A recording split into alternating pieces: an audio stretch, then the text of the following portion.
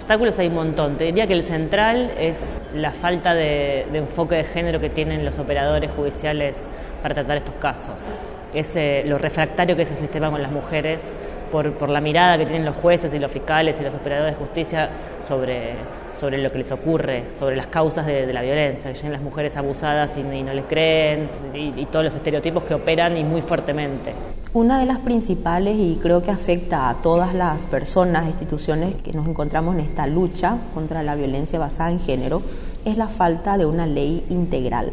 Una ley que observe no solamente los aspectos civiles o de medidas de protección o cautelares, sino también que tenga una clara visión de lo que se debe hacer en un proceso penal e inclusive administrativo. Esta falta de legislación de carácter integral hace que además se dispersen las funciones que son fundamentales de articular no solamente al interior del Poder Judicial, sino también con los demás entes que trabajamos en esta lucha. El otro punto que también quiero destacar es que no existe un sistema de registro único. Los datos se encuentran dispersos, por ejemplo, la Policía Nacional o el Ministerio Público, el mismo Poder Judicial, manejamos cada institución nuestros propios datos estadísticos, con lo cual al no existir ese sistema hace mucho más complicada la toma de decisiones y también el trabajo articulado. En España hemos avanzado bastante y actualmente yo creo que no tenemos especiales dificultades para llevar una protección porque hemos avanzado mucho, tenemos buenos instrumentos para hacer una protección, tenemos una buena coordinación con el resto de los operadores policiales que llevan a cabo la protección y sobre todo una buena coordinación con el resto de las instituciones, Judicatura, Fiscalía y otras instituciones oficiales que también están implicadas en recursos asistenciales a las víctimas. Por supuesto que todo no es perfecto y hay veces que nos encontramos con complicaciones. ¿Cuál es la mayor dificultad? Encontrarnos con que las víctimas tomen conciencia de la situación. Sufre la mayoría de las veces un deterioro psicológico que es importante y que le dificulta el que nosotros podamos llevar una protección con ella adecuada y sobre todo el visibilizar la violencia de género que no se ve, que es toda aquella que no está denunciada, porque en un alto porcentaje de las muertes de las fallecidas en España por violencia de género, la mayor parte de los casos no había denunciado nunca. Las dificultades que a veces nos suele pasar es el tema de refugios en casos de que la mujer ha sido agredida o tiene algún otro tipo de problemática dentro de la violencia de género, la colocación o la instalación para brindarle la protección correspondiente en diferentes casas de refugio, lo que muchas veces se torna bastante difícil para nosotros poder articular con otras instituciones para que se le ofrezca el refugio a esa persona que por diferentes razones no puede volver a su hogar, quizás hasta el otro día que haya una nueva resolución o que se pueda proceder a la detención de esa persona que fue el agresor de ella, que aún permanece en la vivienda y como sabemos por nuestra legislación no podemos ingresar en horas de la noche salvo el consentimiento generalmente del agresor, que evidentemente no lo va a dar. Entonces hay que esperar una orden judicial al otro día para poder ingresar. Entonces durante ese periodo nosotros necesitamos que esa persona tenga un refugio, una cobertura, hasta que se pueda solucionar la situación.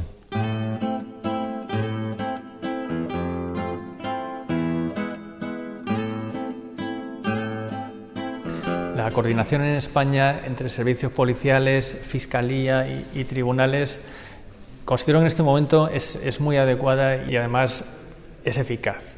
Pero también es verdad que ha habido un largo recorrido hasta que hemos llegado aquí. Es decir, yo creo que, aparte de los protocolos, aparte de los instrumentos escritos que ha habido y que han permitido esto, yo creo que lo que más ha permitido llegar a esta situación actual ha sido lograr la confianza. Es decir, que los jueces confíen en que la actuación de la policía se está ajustando a derecho, se está haciendo en bien de la víctima.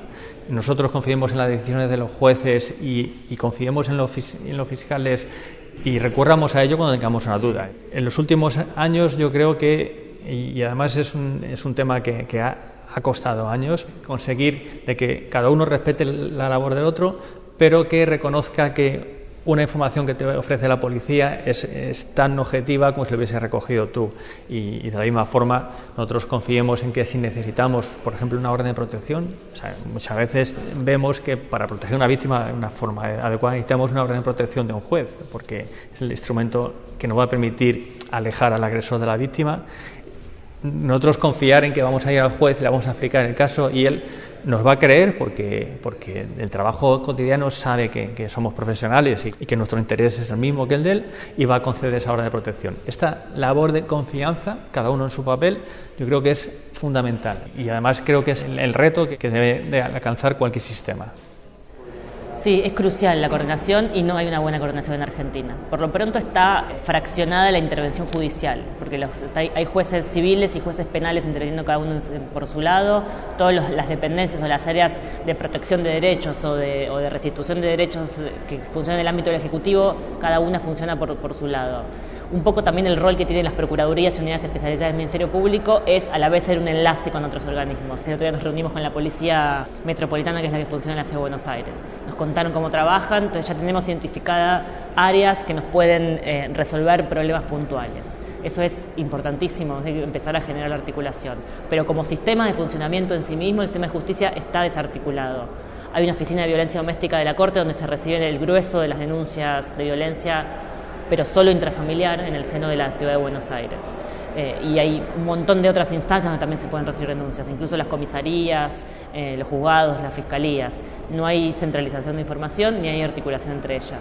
Luego ocurre esto del derrotero, del periplo que tienen que atravesar las mujeres luego que hacen la denuncia, al juez civil para buscar la orden, a la policía para notificar que existe una orden, después al juez penal y para contarle cómo fue el delito y las declaraciones reiteradas. En fin, la falta de articulación impacta negativamente en cómo se administra justicia. Esa falta de articulación genera no solamente que no existan las fuerzas o las inercias necesarias, sino que al trabajar en compartimentos estancos no es posible hacer frente al flagelo de modo que tenga un impacto real.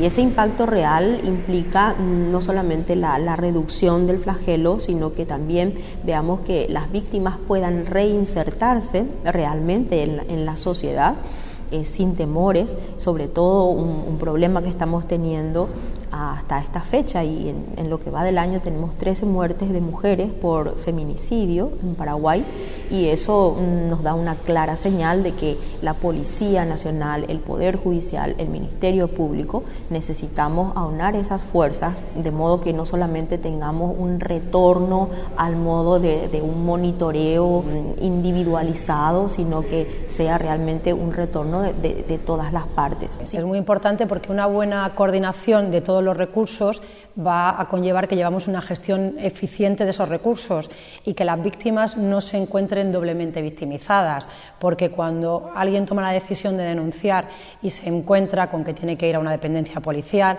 a interponer una denuncia, que la tiene que repetir otra vez en instancia judicial, que luego tiene que acudir a los recursos asistenciales, si nosotros no tenemos entre las instituciones que trabajamos en ello una buena coordinación y le hacemos una derivación eficiente, pues ella se va a ver sometida a un periplo en el que se va a encontrar perdida, y suficiente perdida se encuentra ya.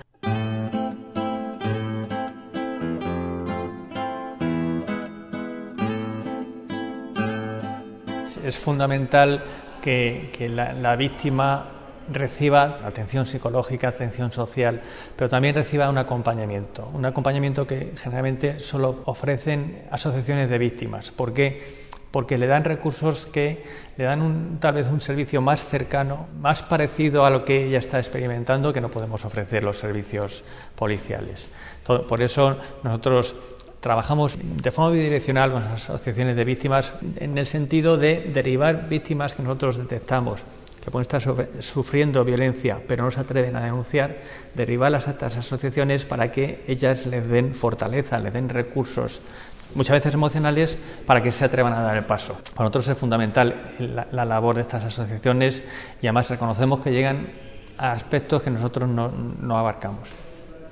Pues no es que me parece necesario, es que me parece fundamental.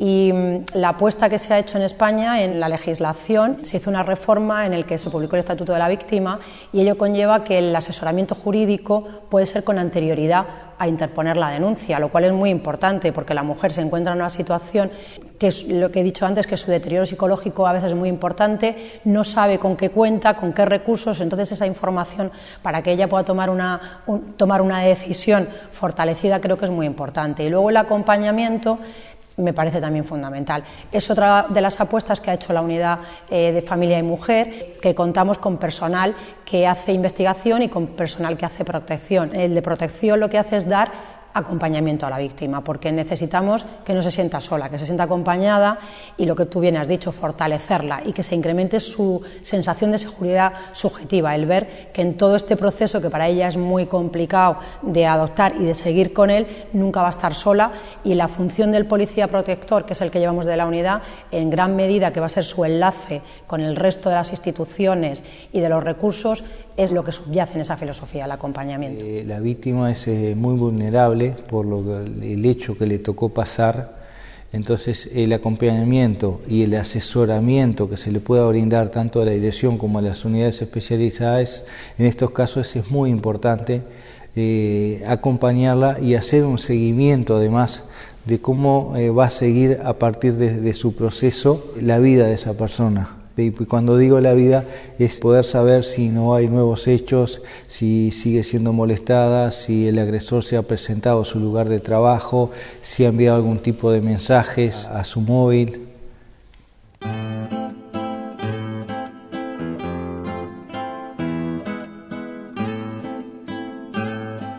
La justicia penal o el sistema de justicia penal es siempre el último eslabón en la cadena. Antes de eso hay que hacer toda una construcción de políticas públicas, de reversión de la violencia machista, que es el origen y la causa y la consecuencia permanente de la violencia. No hay conciencia todavía de la relación que existe entre los femicidios y la desigualdad de género. Las personas se indignan con los femicidios. ¿Qué pasa? Que nos matan a todas las mujeres. Pero mientras tanto se siguen reproduciendo los estereotipos, mientras tanto las mujeres en las propagandas o en las publicidades siguen siendo expuestas como mercancías. Cuando se llega a cruzar esa causalidad, ahí vamos a avanzar. Mientras tanto, sí, hay que actuar en términos de políticas públicas, en el ámbito educativo, en el ámbito institucional, en la difusión de derechos.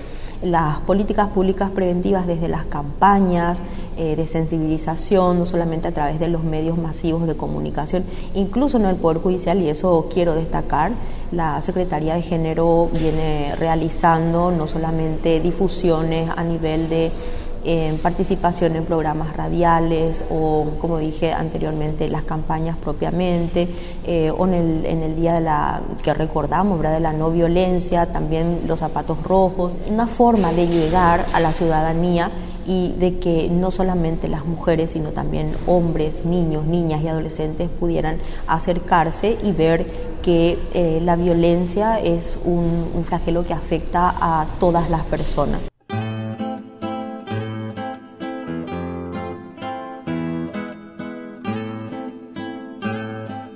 Intercambiamos experiencias, intercambiamos actuaciones, legislación también, porque lo bueno es que como la respuesta tiene que ser integral en el tratamiento de este fenómeno, pues que no solo compartamos experiencia en la policía, sino también desde la judicatura, desde el Ministerio Fiscal, y cada uno tiene su aportación. Creo que está haciendo bastante enriquecedor, están participando todo el mundo, tiene mucho interés, sirve para luego en nuestros países contar cuáles son las experiencias y poder lograr que lo que funcione bien siga funcionando, pero lo que haya que cambiar se pueda cambiar. Y la verdad es que a mí la experiencia me está pareciendo muy positiva. Yo estoy encantada de estar aquí.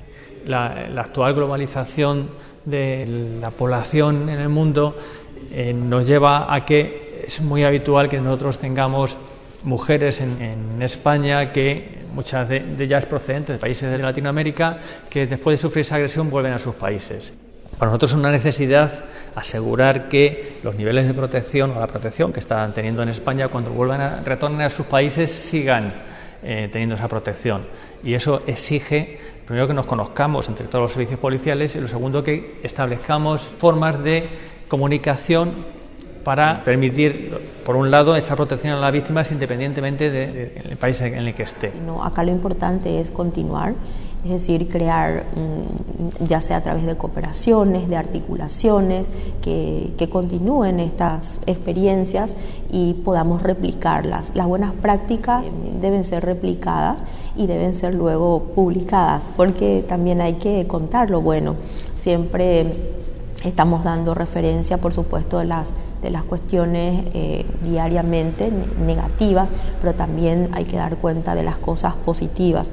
El conocer todos los modelos hace que uno pueda ir como completando un mapita de acciones posibles. Uno tiene, quizás podemos mirar una cosa que es lo que construimos y después encajamos opciones o dispositivos que fueron desarrollados en otros lados y que además incorporarlos. Ahora nos estamos llevando protocolos de actuación que tienen un montón de los países que trajeron. Bueno, lo que pasa es que el que más conocimos es el modelo español, que además es muy avanzada en términos de violencia de género. Nos estamos llevando un trabajo que seguramente les ha llevado años de construcción y de debate y de testeo, que nos ahorramos todo ese trabajo, entonces después lo podemos aplicar y trasladarlo a nuestro país con pequeñas adaptaciones, así que es muy enriquecedor.